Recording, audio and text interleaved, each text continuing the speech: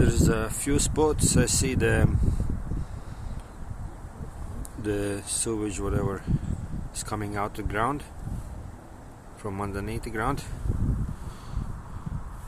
and then it's just flooding up again along this side. There's the manholes are there, they are fine, but seems like it's pushing out through the ground different areas. I put a stick in this spot where the sewage coming out from here.